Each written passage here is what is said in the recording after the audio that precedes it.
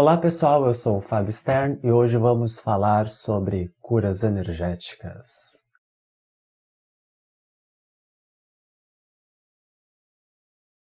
Em primeiro lugar, é importante que a gente defina o que se entende por medicinas energéticas. Basicamente, a distinção do que será uma cura energética, do que será uma cura espiritual, é se esse sistema de cura está respondendo ou não por uma religião.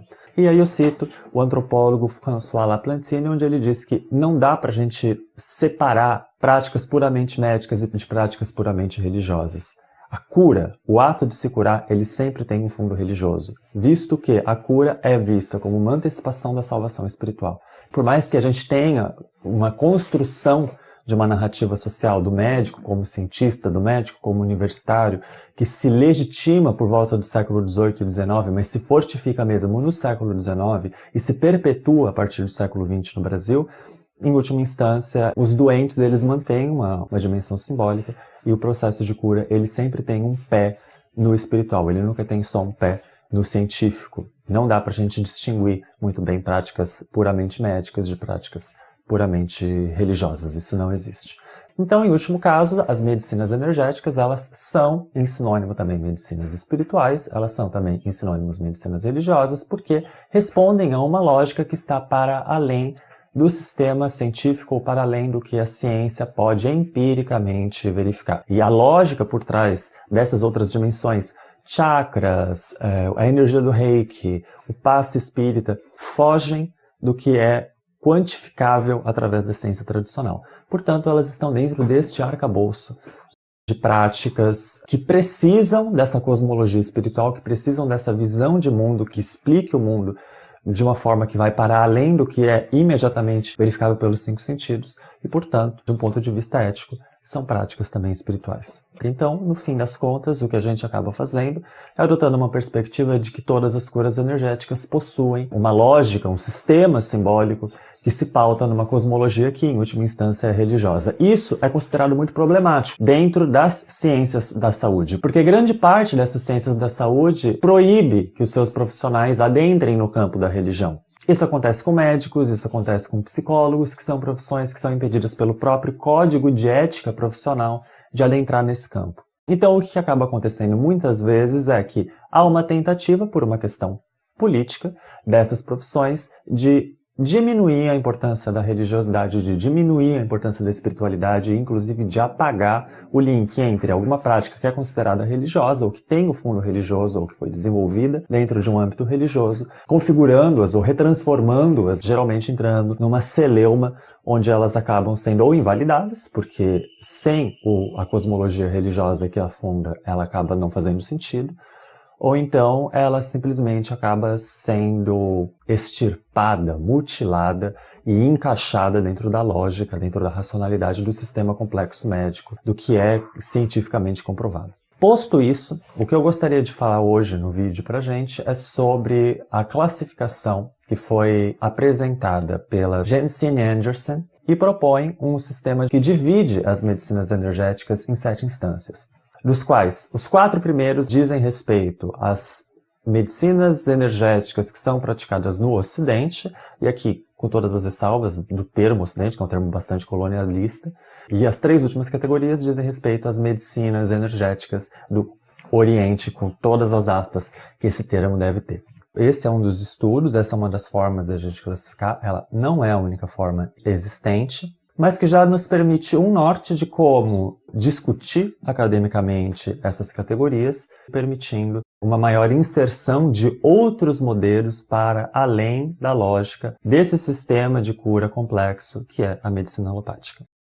Então, essa categoria ela divide as curas energéticas em orações intercessórias, investigação mente-corpo, imposição de mãos, medicinas complementares e integrativas, que são as 4 primeiras categorias, e práticas de cura da Ásia, que na verdade ela chama de práticas de cura do Oriente, práticas xamânicas e outras práticas tribais e africanas.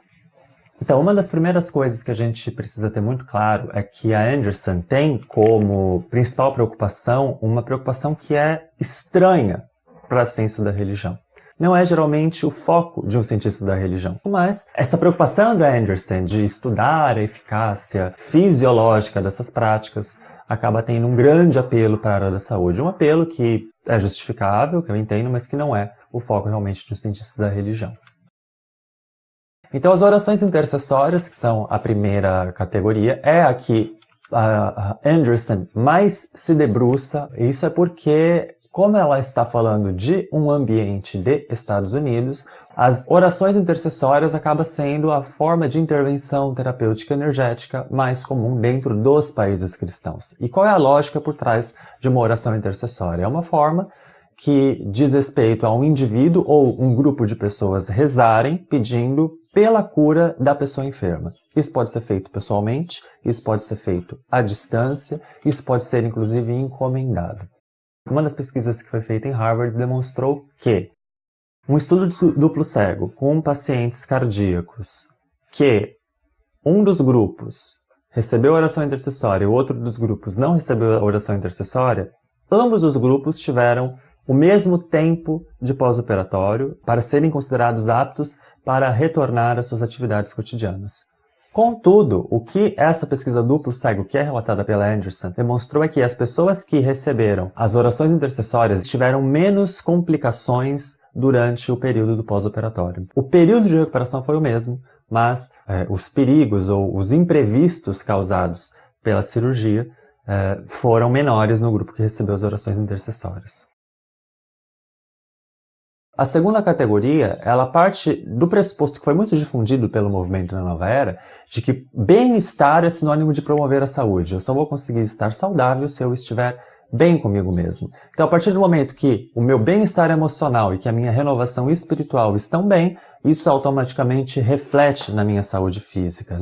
Para qualquer pessoa que fizer uma arqueologia da produção científica da naturologia no Brasil, vai perceber que foi uma discussão que perpassa toda a história da naturologia no campo, desde os primeiros livros de naturologia publicados em 2008, desde os primeiros TCCs anteriores a esses livros, ora utilizando a parapsicologia, ora utilizando a psicologia quântica, ora utilizando a psicologia transpessoal, mas sempre houve muito essa preocupação de se construir ciência propondo um paradigma de integração entre o físico, o emocional e o espiritual. Isso acontece em âmbito internacional, a naturologia simplesmente é um reflexo disso, mas a Anderson nem acaba entrando muito em detalhes sobre isso no trabalho dela, porque de fato é muito fácil para qualquer pessoa que pesquisa por artigos acadêmicos a respeito da relação entre espiritualidade e saúde, de se encontrar textos que falam sobre essa relação entre mente, corpo e espírito. É um paradigma dado, é um paradigma que se pulverizou, que se difundiu na nossa sociedade de uma forma geral.